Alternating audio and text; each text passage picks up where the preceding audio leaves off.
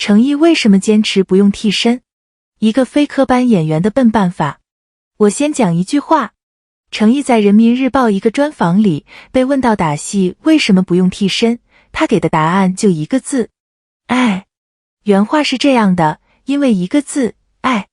只有爱角色、爱职业，才能让观众感受到温度，若自己都不爱，如何让观众去爱？这话听上去特别简单，对吧？简单到你刷到就划走了。可你要是知道这话说出口的那个行业是什么样子，你就明白了。这不是一句口号，这是一个非武术科班出身的人给自己挖了一个又深又苦的坑，然后跳下去，还跳了好几年。今天这期咱们不聊八卦，不聊数据，不聊热搜，我就盯着一件事讲，为什么程毅，一个不是武打出身的演员，要跟自己较这个劲？这事儿放在今天的 Space 到底有多稀缺？行，咱们先把底色铺一下。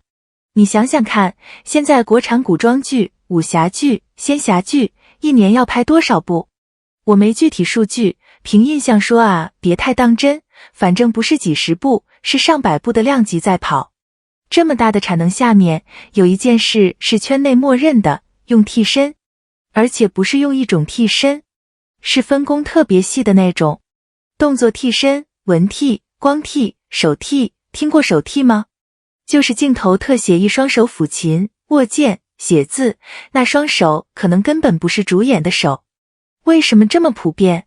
说白了3件事。第一，档期。流量演员一年好几个项目同时跑，根本没时间一朝一夕磕。第二，保险。剧组买保险是按风险系数来的，主演摔一下，整个组停工的成本你想想看。第三，节奏。一天要出多少分钟成片，导演心里有 KPI 的，不可能为了一个翻身镜头让你磕一下午。所以替身在 Space 是什么？是一种默认配置，是一种行业治标不治本的慢性病。不是哪个演员的问题，是整个生产链跑得太快太挤，挤到没人愿意停下来等一个动作磕到位。我说这个不是要骂哪个演员啊，你别误会。该用替身的项目用替身，那是工业化的合理选择。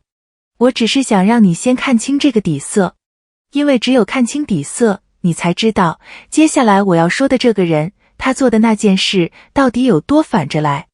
程毅，非武术科班，他不是吴京那种动作演员路线出身，也不是从小练武的童子功，他就是一个从模特出道，慢慢转演员，慢慢走到今天的人。但是从琉璃开始，不对，等一下，更早，琉璃是2020年播的，他动作戏的积累其实更早就在做了。我查一下，行，反正这几年下来，他的古装剧、武侠剧里，正面武打镜头基本上都是自己上。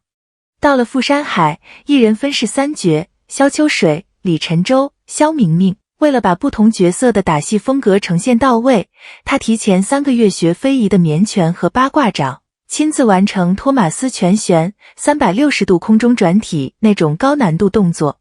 这些不是我编的，这是公开报道里有的。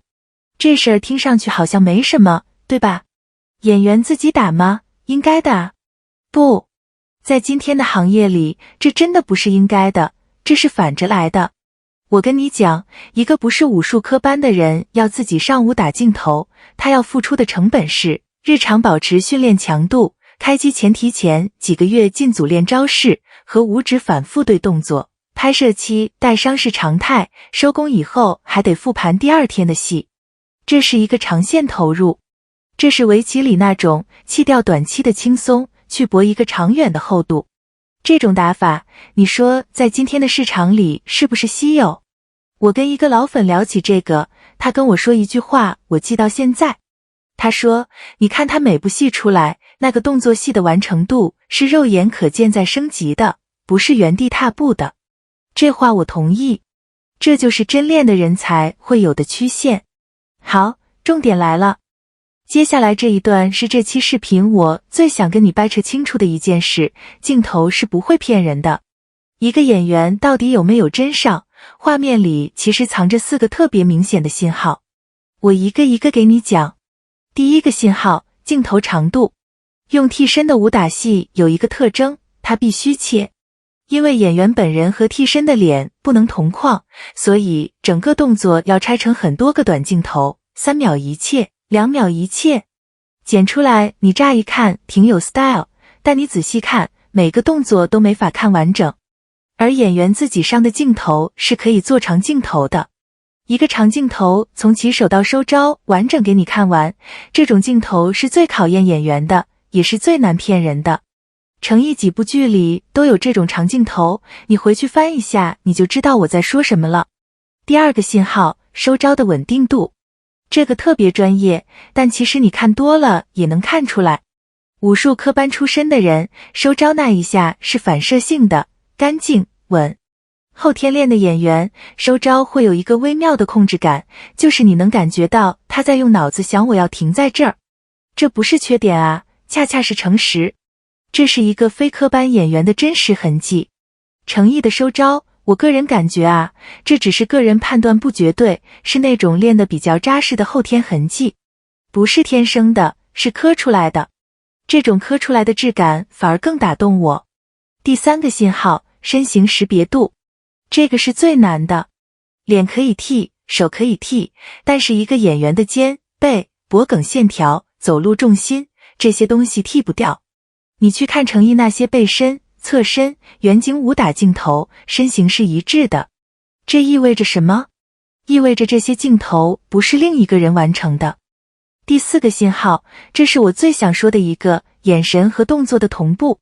替身可以替你做任何动作，但替身没办法替你做的是这个角色在挥剑那一瞬间眼里的东西，是不甘，是隐忍，是放下，是杀意，这是演员和角色之间的事，跟动作合在一起才算完整。李莲花有几场戏，具体是哪一集我得查一下，别太当真。他出招的同时眼神是收着的，因为这个角色已经放下了很多东西。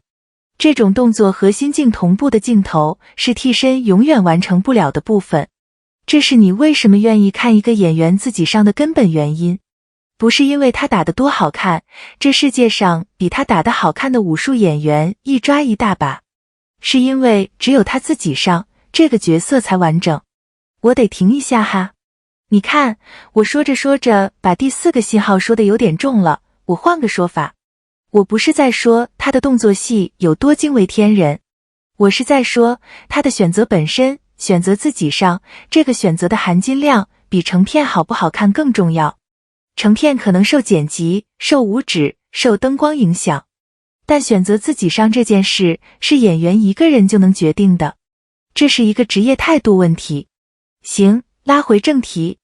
那么问题来了，他为什么愿意做这个选择？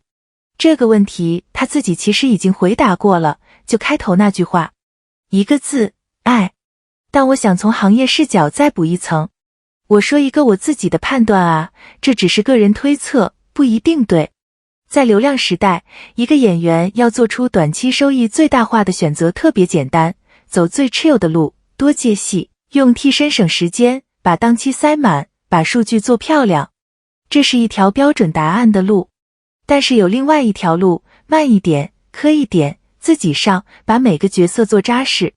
这条路短期看不到回报，它不会让你的热搜更多，不会让你的代言更快来，它甚至会让你的拍摄周期变长，会让你接戏的数量变少。可这条路喂养的是一个东西，叫演员和角色之间的可信度。观众可能说不上来为什么，但他们会感觉到，他们会觉得这个演员演这个角色我信。这种信任是慢慢攒出来的，攒到一个临界点，它就会爆发，以一种数据短期解释不了的方式爆发。我作为他的粉丝当然有偏爱，这一点我不掩饰，但这次的判断我可以保证是公平的。成毅走的是这条慢路，这条慢路在今天的 Space 里是少数派。少数派不容易，但少数派往往走得最远。老粉应该懂我在说什么。回到开头那句话，因为一个字，爱。这句话听起来简单，但你现在再听一遍，它不简单。它他是一个非武术科班的人，在一个用替身成习惯的行业里，给自己定下的一条规矩。这条规矩没人逼他守，他自己选择守。他用一个字解释了为什么。他守这条规矩守了好几年。懂行的人会看得见，看不见的人也没关系，时间会替他说话。今天这期就到这。如果你也注意过他某场戏里那个一镜到底的瞬间，评论区告诉我是哪一场。我想看看你们注意到的，跟我注意到的是不是同一个瞬间。